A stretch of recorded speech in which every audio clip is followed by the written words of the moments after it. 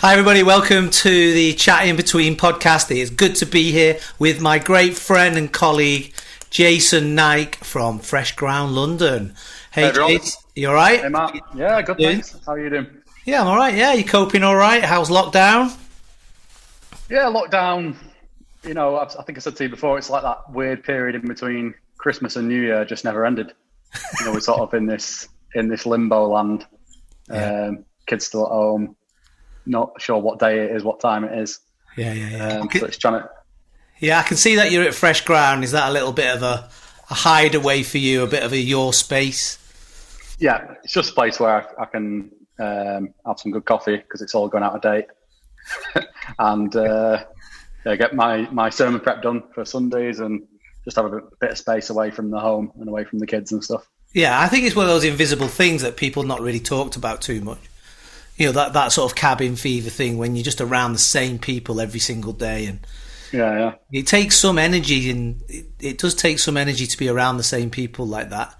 It's not, and they're good kids. It's not like they're teenagers, so they're not like needing assistance with their online learning or anything. It's just, I think it's more for me. I've always been a bit of someone who likes being out and about and with people and out of the house, really. So I know it's been beneficial.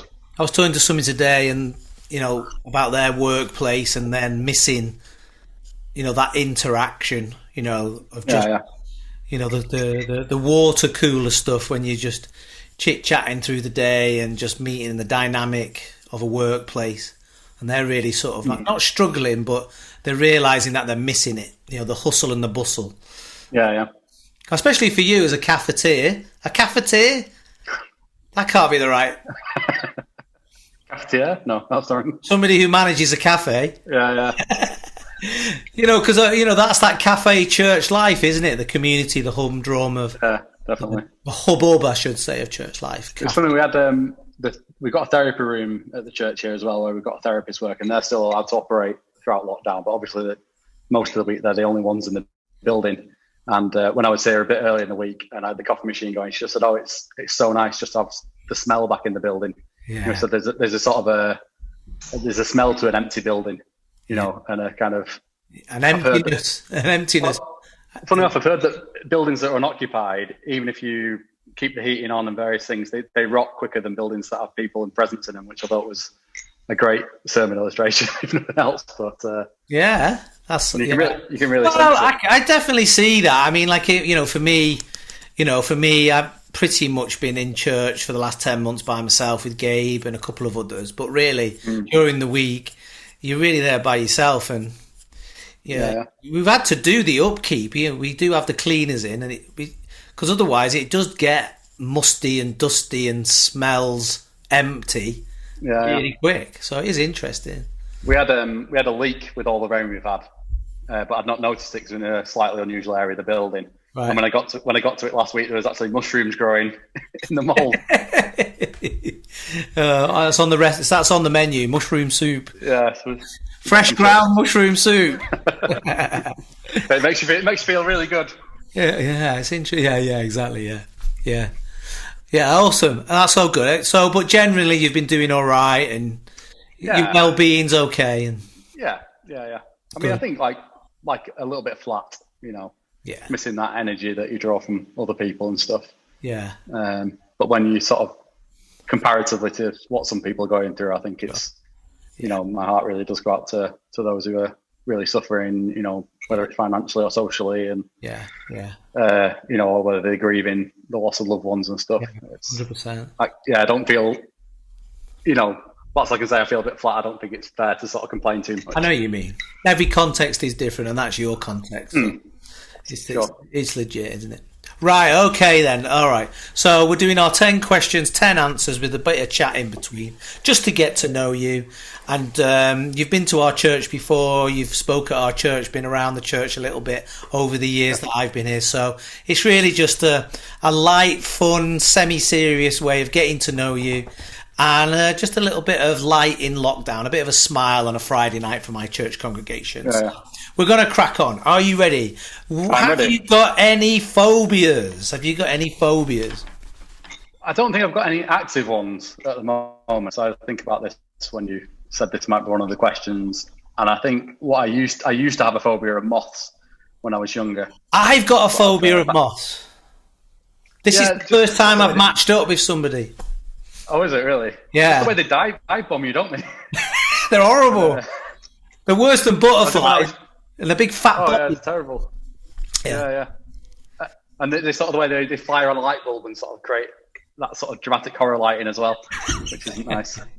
But I'm the youngest of 4 brothers, so they knew about this phobia when I was young. So they used to like hide moths, like live moths in my drawer and stuff. Are you the youngest? Different places. So yeah, I'm the youngest. Yeah, I got teased quite badly, and you'd open a drawer and a moth would fly out at you. Like, ah. What, just one, or did they get like a collection of moths flying out at you? I can't remember whether they had a collection, but then sometimes you'd find dead moths and things as well, which they'd hidden like under your pillow or something like that. Oh, so yeah, no, it's quite. Well, those are the worst. Yeah. Mine came from. We used to live in the countryside when I was very young, over in the Wirral, and like a child, like a real childhood memory. Everything's big, isn't it? If it's a real memory. So I remember in my little fevered brain, right, opening a door, the front door of where we lived, and about 6 massive moths.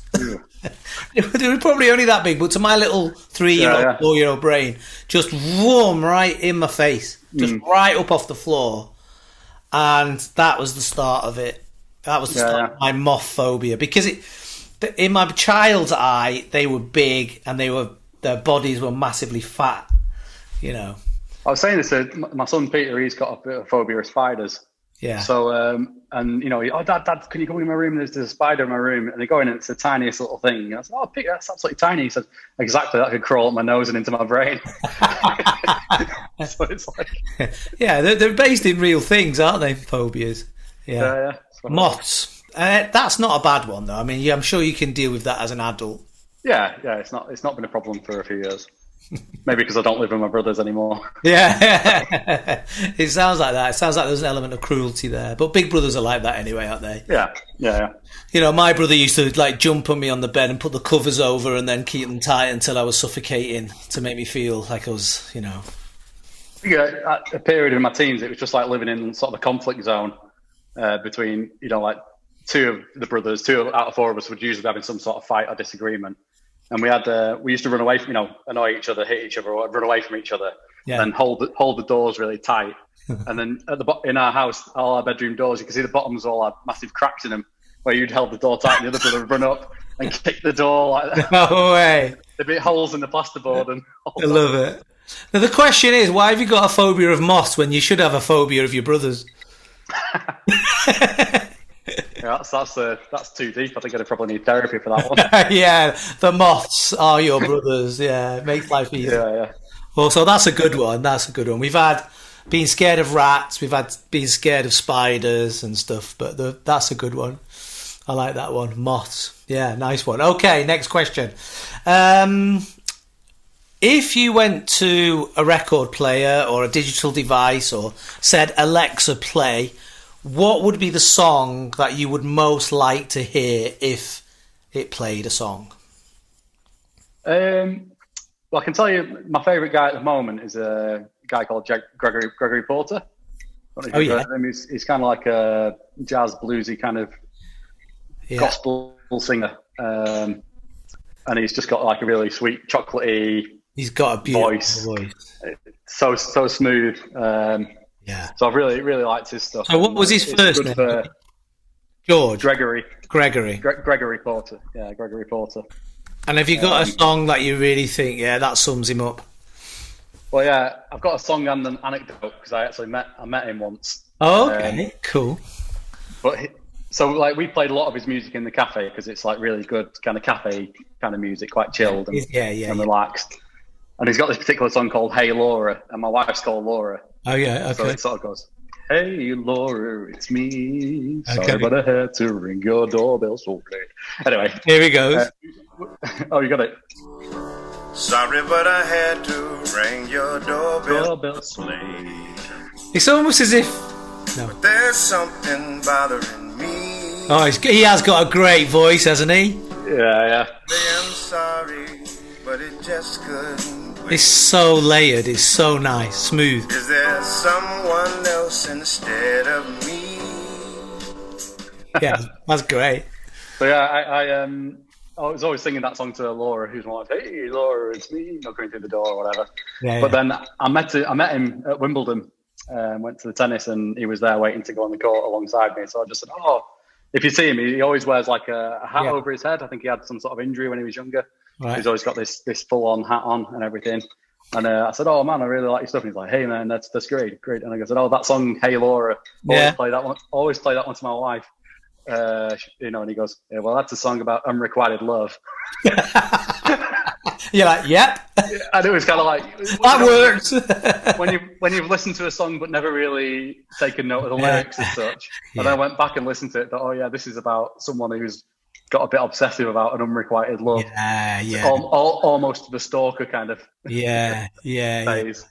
Because I was at a birthday party, a kid's birthday party, and they're doing Pass the Parcel, and the chap put on Roxanne by Police. I was like, it's a great song. No, it wasn't Roxanne. It was Every Breath You Take. All right, okay. And it must have just been on his playlist. It was like, probably not great for a Pass the Parcel for a 9-year-old. Because really, everybody, they might have that at their wedding, mightn't they? It's one of those songs. And actually, it is about a stalker and... we don't go deep. It's like those REM song, like Night Swimming or something, which is about suicide. But you're like, oh, Night Swimming, such a beautiful song. I've got no idea. I'm a rhythm person. I'm not a melody or lyrics. Oh, you're not? No, I very rarely remember lyrics. I've got a few in the bank that stuck with me, but no, I'm not particularly inquisitive. I'm just like the vibe and the beat. Yeah. Yeah. Oh yeah, I didn't know that about Night Stalking. That's a suicide one, is it? Oh, Night Swimming. Yeah, Night Swimming. Yeah. He sort of says it in the title if you really do think a little bit about it. Yeah, I think a lot of these things do it, but I suppose that's thinking that mindless lyrics aren't always mindless. I suppose. Yeah. No, I think about that with some of the stuff my kids listen to. Yeah. But, here we go. Here's Night Swimming.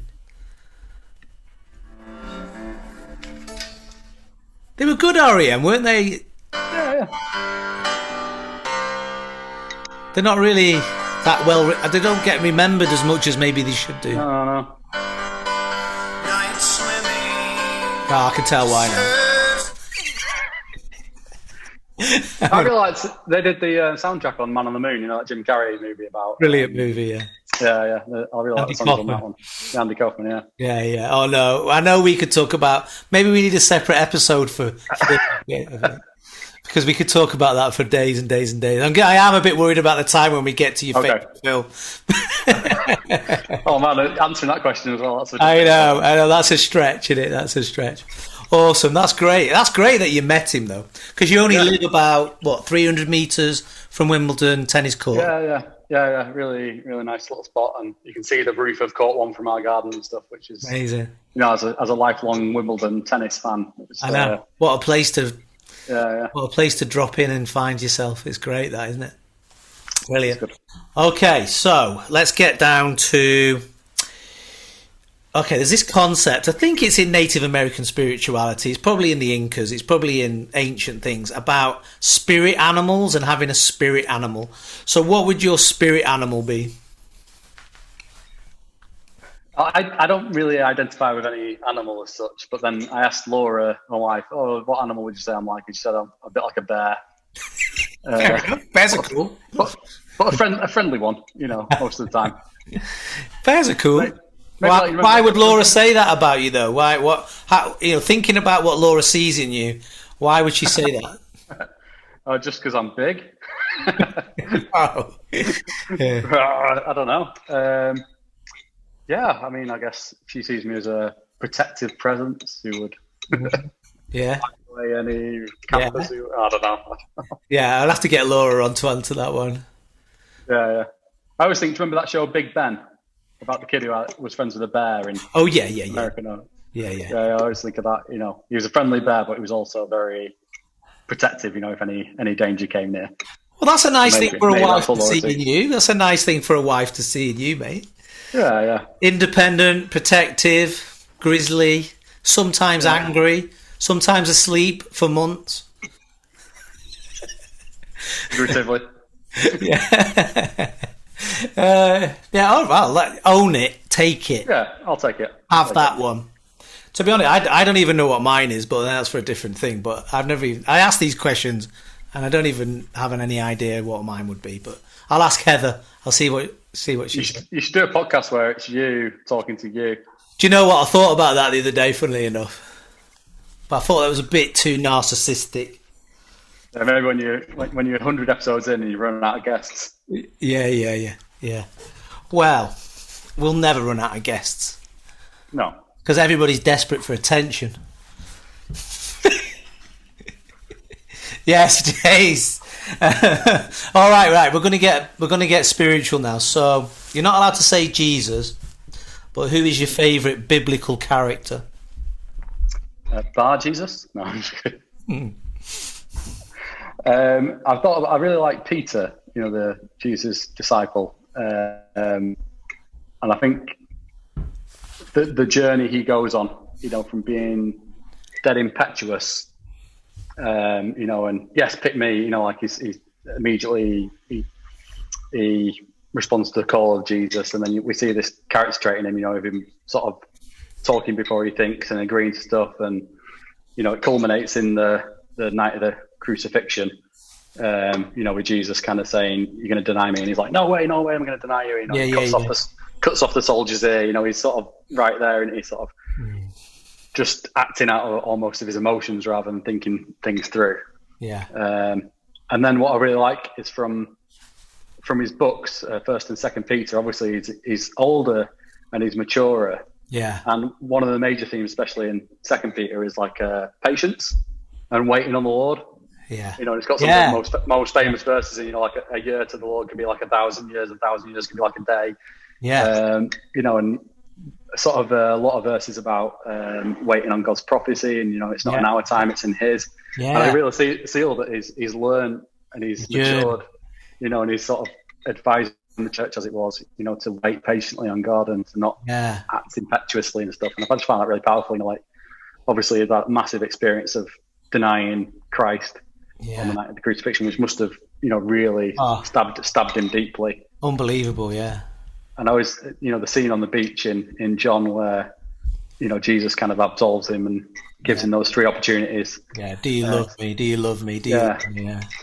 And I kind of really put myself in his shoes or his sandals or whatever he was wearing in that scene, and think, oh, can you imagine the guilt and the relief he must have felt in that moment, Yeah. And the freedom after it, and and even in his he's this guy he betrayed his best friend and his Lord, and yet he's given the responsibility, feed my sheep, build my church, and I just think that's it's quite interesting because I've done this coaching course just recently, and I was talking to a lady over Christmas who's not a Christian, but she was volunteering at the local food bank that I've been volunteering in through COVID.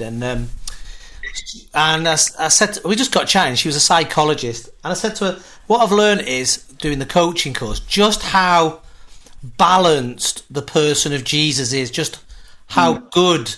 Well, obviously he's balanced because he's God and man. But in that, you find this truly humanness, this balanced human adult who does the right thing at the right time and says the right things at the right time and has the right responses at the right time. And I think there's something in Jesus there that is why Jesus is still so well known globally, because there's something about that person that you see that is so balanced. And then that story you're saying is the 1 Peter, 2 Peter is that Christ likeness in Peter, isn't it? That balanced adult Peter, who's now not that impetuous, running to the tomb. He's more patient, he's more adult, he's got wisdom. And a lot of that comes, I think, through his relationship with and his adventuring with Jesus, to see this true, what it means to be truly human. And Peter's become that.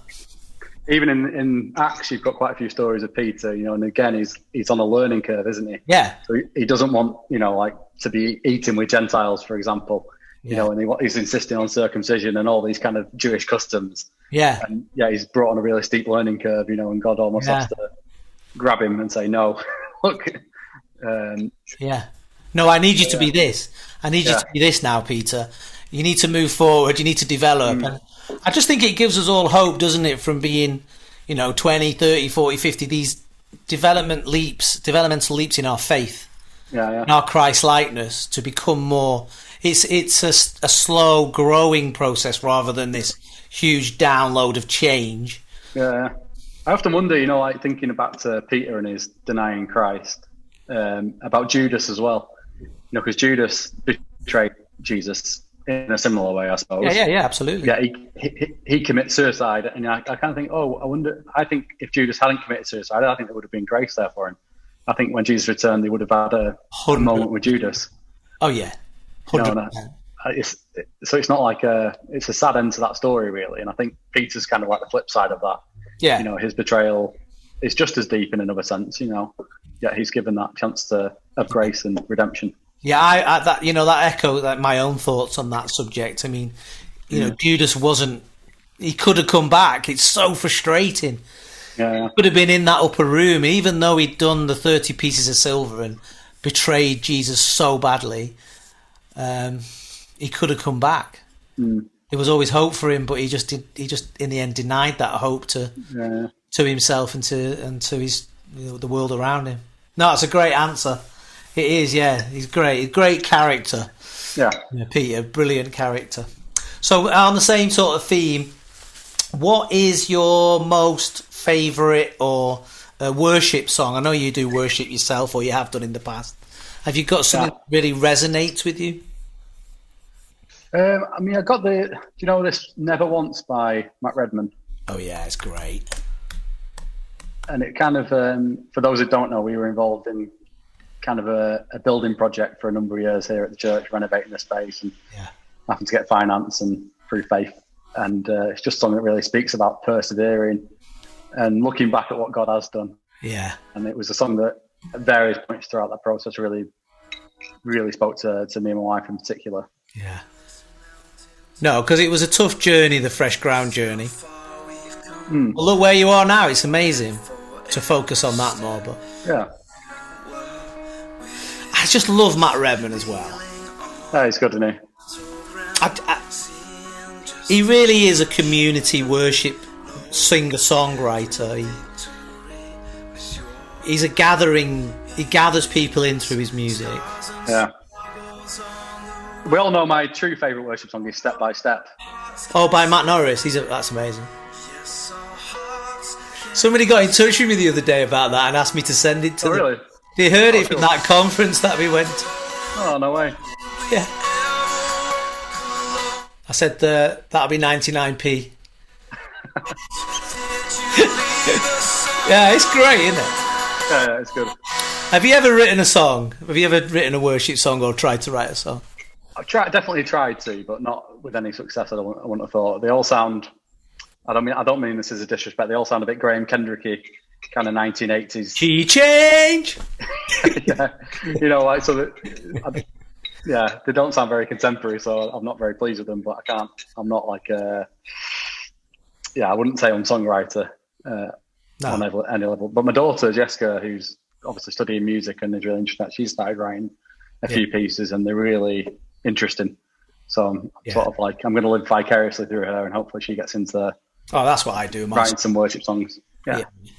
Yeah. Oh, exactly. That's what I'm doing with Gabe, you know, going along to the movie sets with him and the TV sets. I'm like, hi, I'm Gabe's dad. I've got no talent whatsoever for that, but hey, I'm there, so...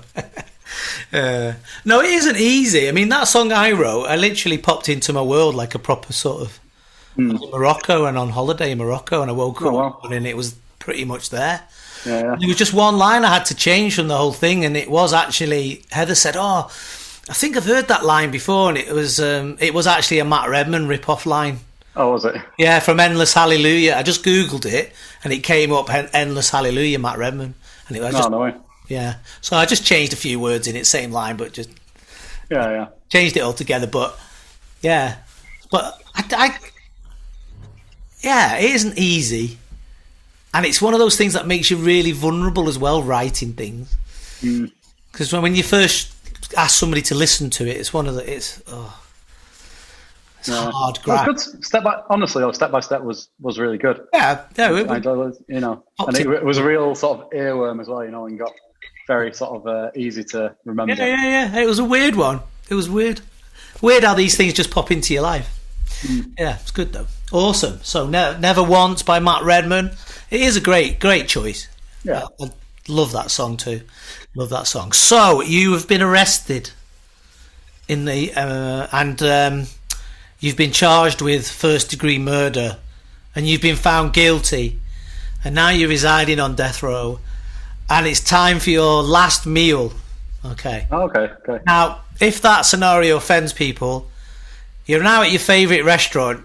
You can have any chef, and you can ask that chef to make you a fantasy meal, 3 courses. What would it be? I like the fear and anticipation of your last meal ever on death row. Yeah, that food would taste amazing. Well, I really like macaroni and cheese, so I think I'd have that for a starter, but a really good one. Mac and cheese? With well seasoned, some nice leeks in it, maybe a bit of crispy pancetta, some interesting cheeses. Have you got a go-to place where you get where's the best place you've had mac and cheese? I don't say there's a go-to place, actually. I like making it myself. It's that bad. So, yeah. It's a good food. Yeah, I just like it. It's that comfort food. I think it was favourite growing up and stuff. It's very fulfilling to eat. Yeah. And then what would I have for main? Maybe like a really nice spicy Indian meal with all the trimmings. Like a tandoori chicken. Yeah. Peshwari naan. Yeah. Rice. Poppadoms. Mango chutney. Okay. This sounds great. Yeah. You've not had poppadoms. You've had your starter already. Oh yeah, I don't think it'd go very well after the macaroni and cheese. It's a bit heavy, wouldn't it? But... Doesn't matter. Because, ultimately, you're not going to be clearing up the mess. Exactly. Yeah. You may as well leave them with the work to do. If you're really full and bloated when you get electrocuted, does it? So... I suspect it probably does, and that's what I mean. It's payback. Have as much as you want. Does it cause forced defecation? I suspect it probably does. It's not very pleasant, is it? No, it would be awful. But I remember seeing The Green Mile at the cinema with one of my relatives who, for some reason, found the execution scenes very funny. Oh. The rest of the cinema found them traumatic. It was traumatic, wasn't it? It was. But it was more traumatic to be sitting next to someone who was laughing their head off. It was that like a sort of a defensive laugh then, in the sort of like because he couldn't cope with the trauma, so he sort of laughed it out. I think it was in the. Do you remember the film? It was in when they had that failed execution where he's forgotten to put the wet sponge. Oh, dude, yeah. On the head. So it goes on for a long time, and obviously, like you're seeing the electricity light up his face and stuff. And I think the person who it was just thought it wasn't realistic when the opposite was true. It was very realistic. Yeah. So, yeah. You sort of saw it as a cartoon moment, like a frying pan hitting coyote rather than a really serious cinema moment. Oh, that's hilarious. Okay, what's your dessert then? So I'm not a massive sweet tooth kind of person. Yeah. But then I thought quite like a bar of Cadbury's chocolate. And I don't know if you can beat it. Like... you sometimes get bought fancy chocolates from Hotel Chocolat or wherever, and you think, they're nice, but nothing beats a Cadbury's dairy milk. Yeah. So I totally agree. Great ending. I've got a sweet tooth at all, so.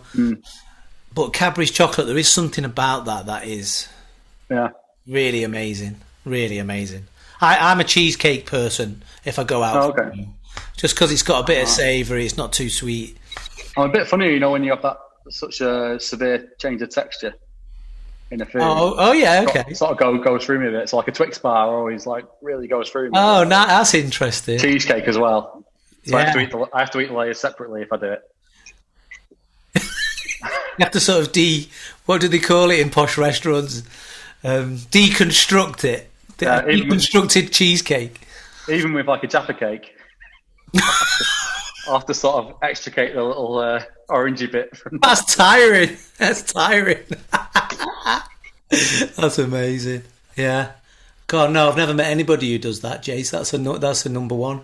Or even with the Cadbury's chocolate eclair, you know. Get that little hacksaw. No, I think textures. I don't like. It's not a texture; it's a taste thing. But I don't like sweet and sour. Okay. So, like, people have pineapple on a pizza. No, it's because it's the two tastes are too distinct. I'm not a fan of that. Do you like salty caramel? No. Oh, okay. That's Gabe's favourite ice cream, but no, I don't like it. It's too distinct. The too conflicting the tastes. I'm kind of with him. I like salty caramel. Yeah, and sweet and sour. Well, don't you take the caramel out and put it on one side of your plate and have a pile of salt and a pile of caramel? I wouldn't go that far, Matthew, with my craziness. Okay, so what do you love about church? I'm really on this kick at the moment. I really want to celebrate what church is and what church brings to the world. I think sometimes we can be so in it that we don't sort of promote it well enough. So this is one of the questions that I'm really interested in. Like, what is it about church that makes you, in this modern world, that says, Jason Knight, you don't have to go. Why do you go to church? I'm the pastor. I have to. I think obviously there is it's difficult to sort of see church as separate from my calling and my role and everything here. And then there's kind of I think this is sort of inbuilt in me. I'm always looking ahead to how things can be better and rarely kind of stop and appreciate what is actually happening in the present, which I need to be much better at. And when I think about that, I just think for our church here, we're a pretty brand new church plant. And over the course of years, we brought people together from a range of different backgrounds. I think the best thing is seeing those people now who didn't know each other at all before be Christ to each other. You know, to people who possibly wouldn't have even been in the church at this point, actually caring for one another and really showing love to one another. Yeah. And I think that's a kind of amazing thing to observe when you see people actually. I think it's unique. There's not many tribes or social groups that have that incredible spectrum and mix of diversity that can be held together by that common cause that is Jesus or faith. Or even further, like, because we here at Fresh Ground, we sort of tried to build that wider sense of community and the different, I suppose, non-church groups to meet here as well. So we've seen that interaction between, those groups and those individuals and people within the worshiping community. Yeah. So even that sense of community is not just for those who are gathering here on Sundays or on Zoom or whatever, but actually it's been a bit broad. And so I think that's the most amazing thing to see and to sort of take note of that and be appreciative of it rather than, always looking to what's the next thing.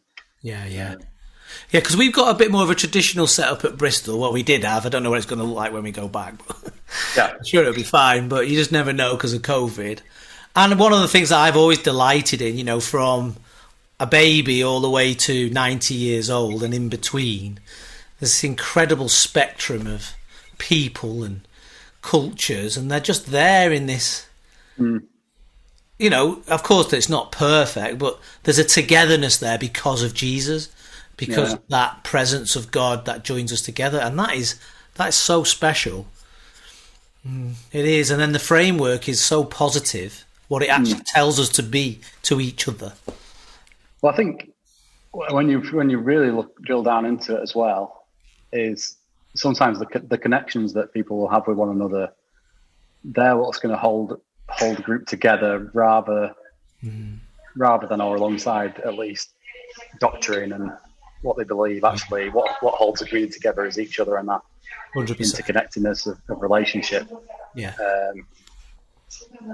So not that obviously those other things aren't really important, but actually what holds us together, what should hold us together is one another and our relationships with each other. And through that, our relationships with Jesus. But obviously the people are at different stages of faith, if you like. Yeah. But actually, people can be connected quite quickly, relationally, in spite of what they believe. Yeah. So it's. I think that belonging is quite central. Yeah. And is one of the things that things should be built on, as well as belief and doctrine and all that stuff. But actually, they both sort of feed each other, though, don't they? They do. Long, and then once you learn that you go deeper in your faith, deeper in the knowledge of the faith, then that impacts the belonging, and then the belonging goes deeper, and it should be like this nice sort of flow and between those things, I think. To make it a really healthy, good, healthy, happy, faith community. It's good, that. I think it's also been dead important for, I suppose the form of our worship, or how to put it, the quality of services and things throughout the years has been very up and down, I suppose. We've not been able to always have the bells and whistles, but actually if you've got that community together, that's been really important. And especially like with Zoom and stuff, I mean, we're probably not quite as tech savvy as you guys at Bristol and stuff, but actually it's the strength of relationships that has kept us together. It's interesting that, because I think at the beginning I went the sort of live way and doing stuff like this, but actually, and because I focused on that wholly, and also people were zoomed out very quickly in Bristol, there was a lot of people. But I actually think in a way we did miss out on some of those community gathering moments through Zoom, however weird and odd that was. However imperfect Zoom is. But I do think we've maybe missed out on that. That's probably just because we focused on one thing and we've gone down that. And it all has worth. But I can totally hear what you're saying. There's going to be some rebuilding, I think, in every church when we can come back. Definitely. Yeah. I think people will be more aware of it and maybe more thankful for the community when we come back properly. Yeah. I think as well, it's kind of, obviously we want our, whatever we put on, for want of a better word, to be of good quality, and stuff. But I've quite often likened it to the old concepts are in a Sunday dinner at the family. Yeah. You don't sort of up sticks and leave because the potatoes are slightly overdone, or it's not the reason you sat down. Really, the cheesecake hasn't been separated.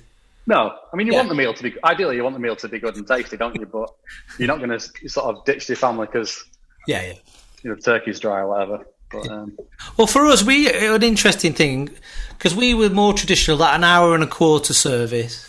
20 minutes worship. That classic. And actually, when people came back in August, September, maximum of about 15 people, we actually went to the online, because we were doing 40 minutes online. Yeah. And it was a real eye-opener, to be honest, and it really echoes what you're saying, and I think that's what we will go back to, just initially anyway, a 40-minute service. Because what was happening prior to COVID, we were doing the hour and the quarter. People were coming in with 5 minutes to start because of life and culture and busyness. And they were also leaving 5 minutes after the end. Right. Some stayed, some left. And actually, the ritual and the worship time became top heavy, I feel now, looking back. And now looking at what we did for the 40 minutes, but then that gives us another hour to be together and to belong and socialise. And moving back in April, May, June, July, whenever that happens, I'm definitely going to stick to that new rhythm. Yeah.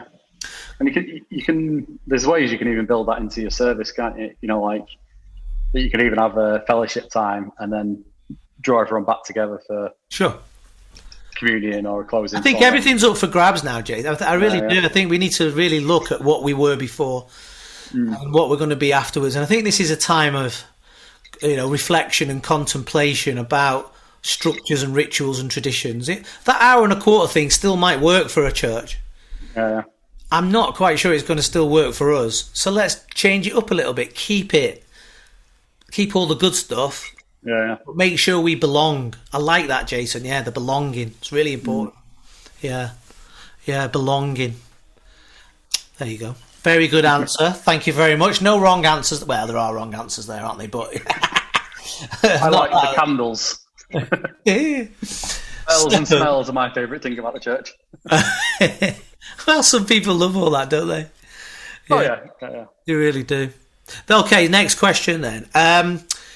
What, in your opinion, is the best movie ever made? In your subjective opinion. And I'll give you 3 because I know this is going to be a stretch. Well,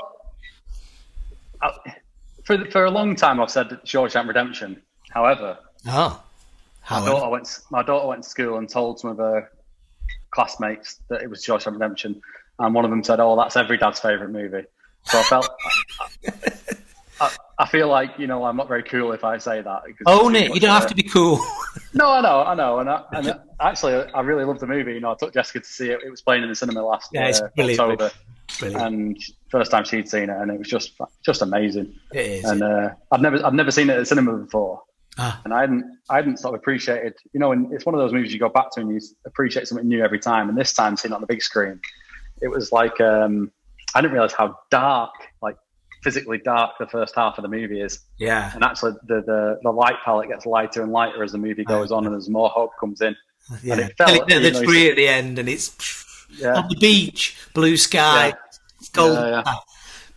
But you really felt the claustrophobia in the cinema, like.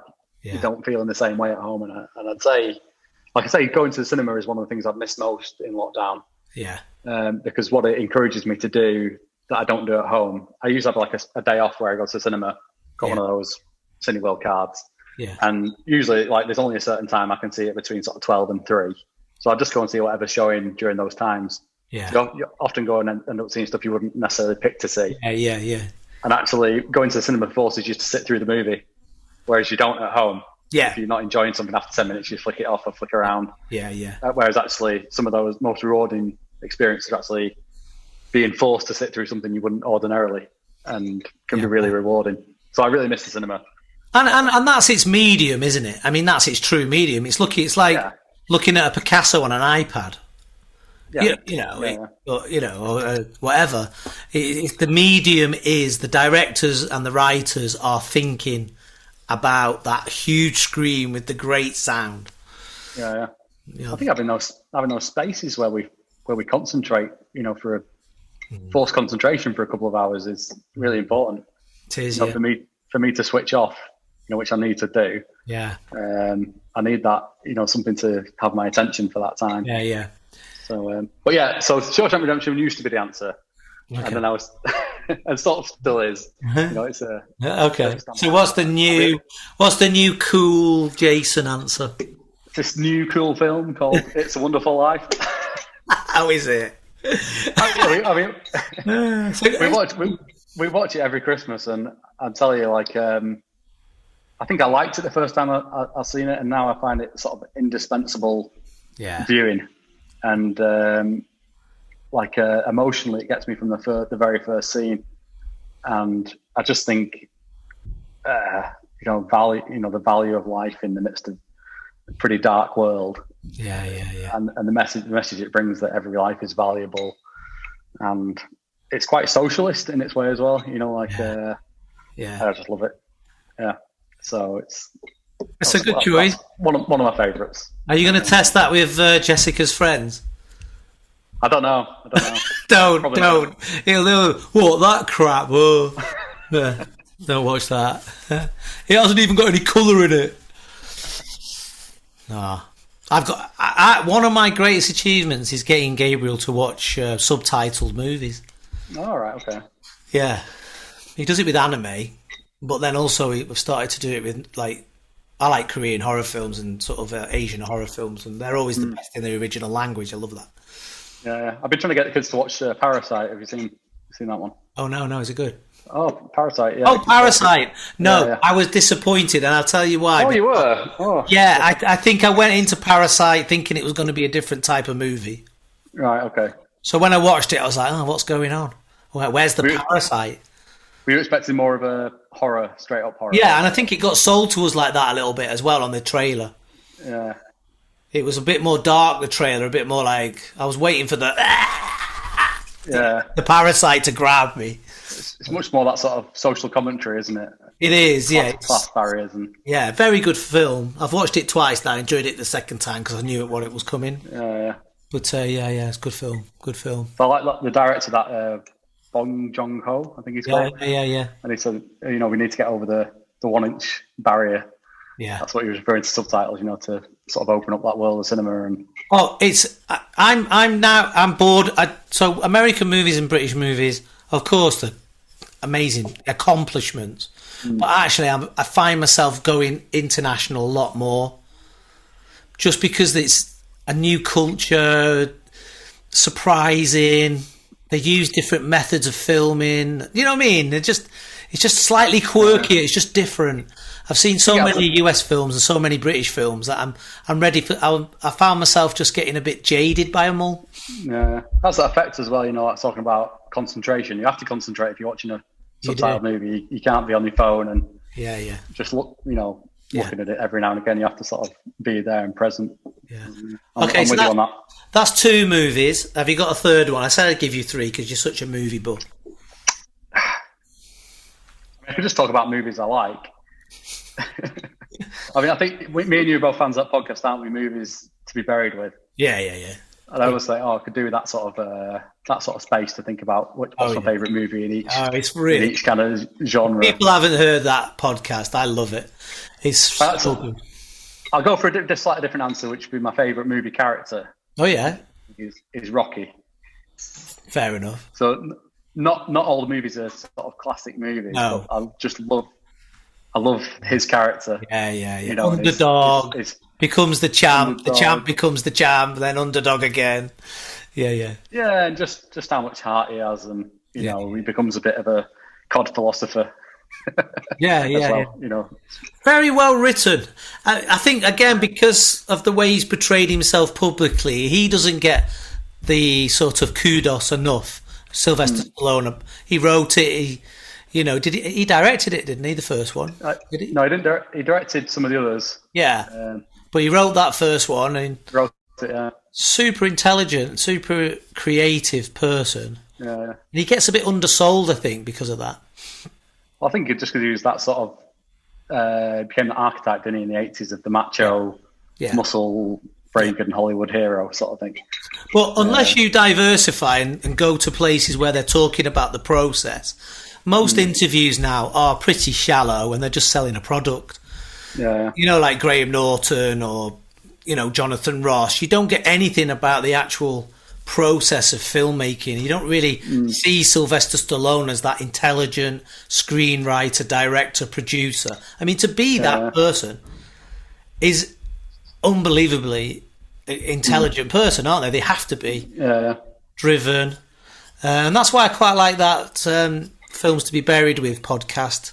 And the Mark Commode one, obviously, is really good when he's talking to people on they're really good podcasts because you get an idea of process then. And all of a sudden you're like, wow, these people are special. Yeah. Really, really special. Yeah. Yeah, good answers. Awesome. Okay, so have I missed a question? I always miss questions. Oh, yeah. Okay. This is the final question. So, you have won the lottery, but again, if that concept offends people out there, you've inherited loads of money from somebody, like loads of money. Like loads. And you can be completely selfish about this. We've had a few different answers, some quite righteous and beautiful and, and then others, a little bit more greedy, that's what I like. That's where I would go in my answer. But what would you do with the money? What would you do, Jason, with all that money? Well, I think I would buy, like when I was in Barbados, we were invited there by a couple of sort of Nazarenes who moved back over there. Yeah. So we went over for a family holiday, and it's kind of it's like Nazarene Island. Okay. You'd moved there. You've got 33 Nazarene churches on the island, which it's crazy. We rented a little car, and it's almost like every little township you come to, there's a Nazarene church, and it's like obviously being in the UK where no one's even heard of it. Yeah. It's kind of a weird experience. Yeah. One day we were doing this sort of coastal walk, and we came across this. It was like a perfect paradise-like cove, deserted beach, lovely, amazing sight. And then there was a building at the back of the beach, backed onto the building. It had no windows, even looking out at the sea. And we even said, who would build a building without anyone? Without no windows looking out. So we came around the corner. It was a Nazarene church. It's about right. It's about right in some ways, isn't it? We can't have any pleasure. So distraction. So I thought if I was to get a load of money, what I'd do is I'd go over to Barbados and buy that church and put a window in and turn it into like a retreat centre. Yeah, where you could bring people and have pastors' retreats and an infinity pool all the way around. Yeah, infinity pool. Make it really high class and or make it out of glass. Make the whole place out of glass. That's what I'd do. Yeah, I'm not too. I'd still like to do something where you were sort of gathering people, but gathering people in Barbados. Is there not like a luxury item that you would like for yourself? Something just for you. Yeah, tennis court. Yeah, and then some bionic knees so I could play tennis. Oh yeah. And I think it's really boring. I mean, a house for when I retire, but I'm not really that bothered. I can't really say I'd be. I know that'd be the practical answer. That'd be the practical answer, sort of.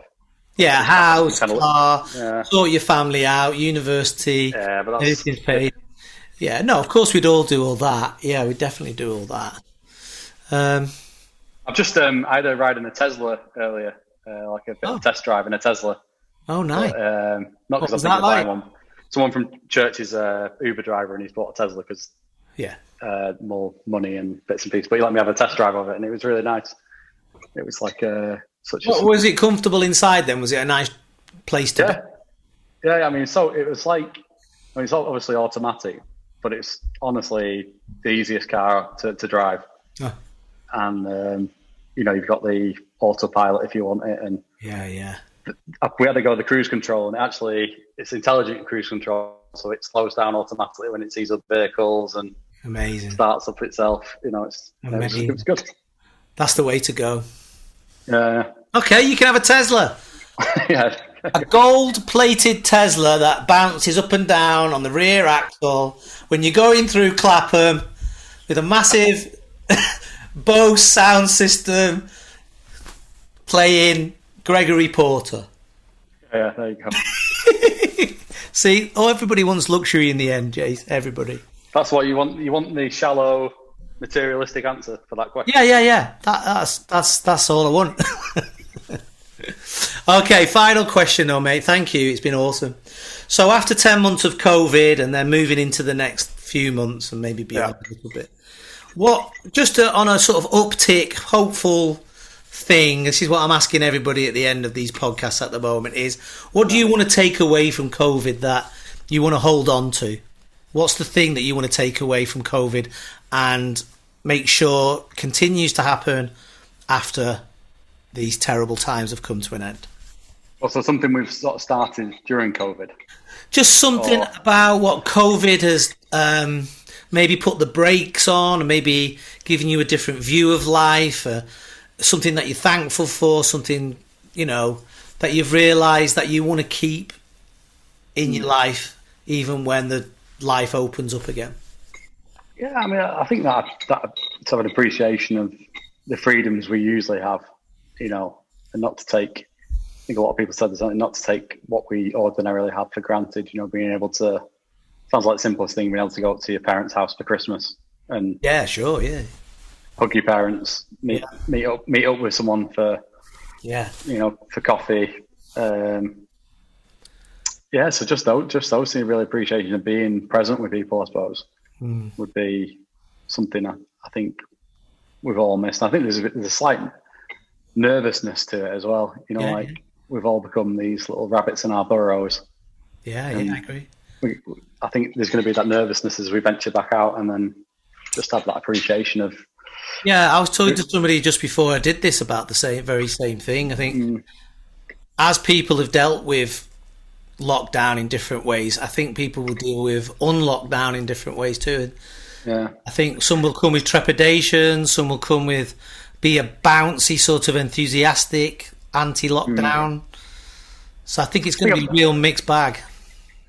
I've talked with you quite a bit, haven't I, about I think for the church, there's been obviously quite a wide conversation at the beginning of the lockdown last year, at least, you know, about, this is a real opportunity to change and to do things differently and all these kind of things. And I didn't necessarily, in our context, I didn't necessarily feel like that. I felt very much like lots of things were on a very much an upward trajectory, but when lockdown hit. Yeah. And we are a church who have been quite experimental and done things a bit differently. So I didn't necessarily see, you know, we didn't need a crisis to force change, if that makes sense. Yeah. So, but obviously, as we return, we want to do what's right, safe, and it's going to be good for the community. No, I think you're right. I think I've said this a lot. I think the church that you were before lockdown really impacts the church you are after lockdown. I know it sounds stupid, but we, like I say, we were a busy 70 plus congregation, projects, and that's who we were, and that was fine. But that came to a screeching halt, and to re-engage with that and to rematerialize that, or I don't know, it just feels so far away. However, you guys were a new build, new church plan, all the sort of psychology of a post-lockdown church is already there for you guys, because that's the way you're thinking anyway. Yeah, you're a moving forward church. We were not a stood still church in the sense of inactive. We were just in maintenance mode, and it was fine. I think it's whether we're in lockdown or not, it's what is the purpose behind what we do. For us, we have our mission statement. How does it tie into the mission statement of the church? Yeah. And always asking that question, because you very easily start, like we had on paper, we had a very successful stay and play with kind of 100 kids a week and this, that, and the other. But actually, in some sense, it was too busy and it was losing its purpose because we were so busy we weren't able to make meaningful connections. With people. Yeah. So I think that's one thing that has obviously had to stop during lockdown. And we're thinking how we do that with smaller sessions when we reopen and more fixed groups, but still. Yeah, I hear that. I totally hear. Like for us, we had a kids club and it was a drop off your kid at the door, pay £1, walk away, come back in an hour and a quarter. Yeah. Again, during midway through lockdown when we could open up, we changed that to, because parents had to be there because we didn't have the safeguarding. Yeah. And you know what? It was a lot more vital.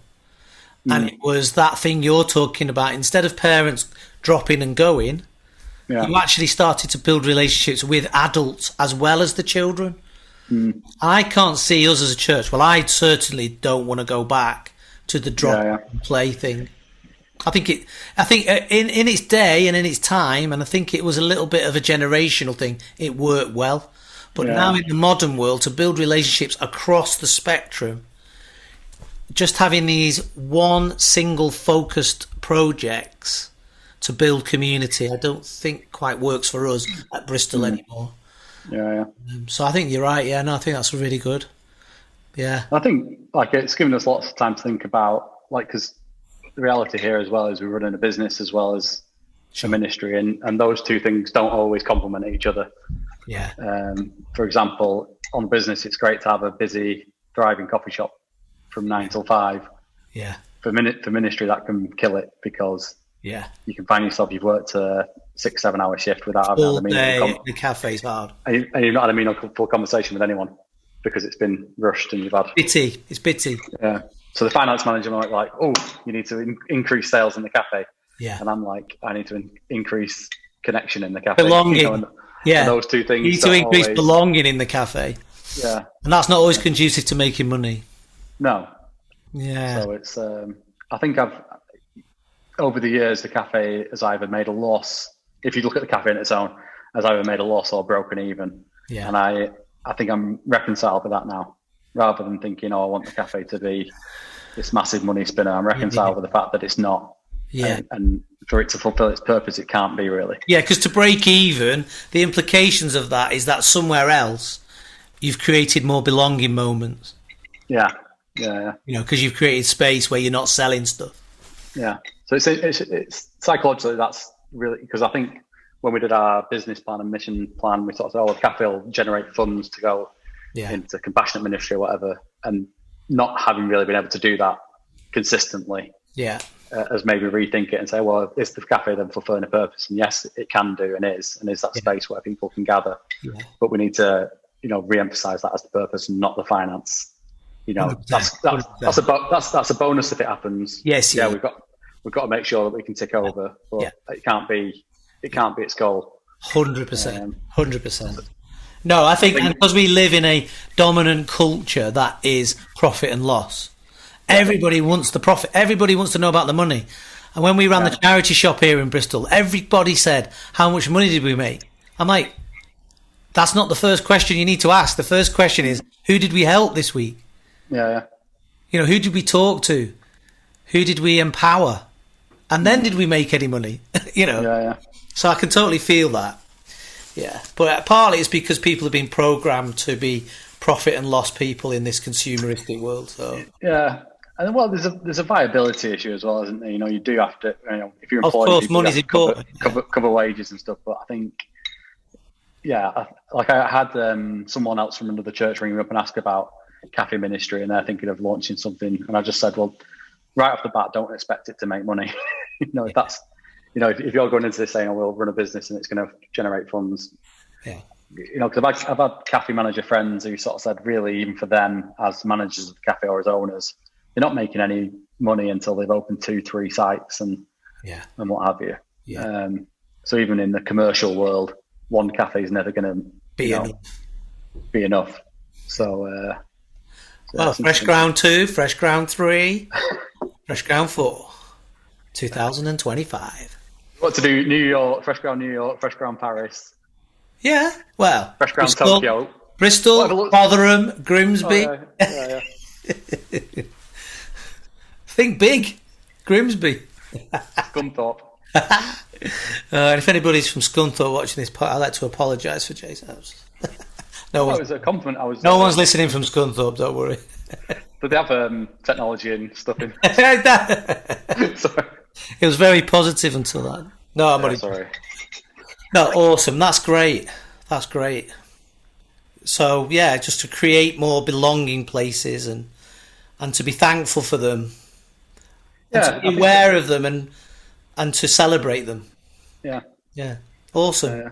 Jason, you are awesome. You're a good friend. I appreciate you, and I appreciate that you've been on this podcast. And thank you very much. Oh, cheers, Matt. It's been a pleasure. No, it's good for you to be here. I'm now going to press. I did use the word unrecord originally, which is not right. So I'm going to press stop on the record. Thank you, Jason. Bless you and bless your church. Cheers, Matt. Thank you. See you later. Bye.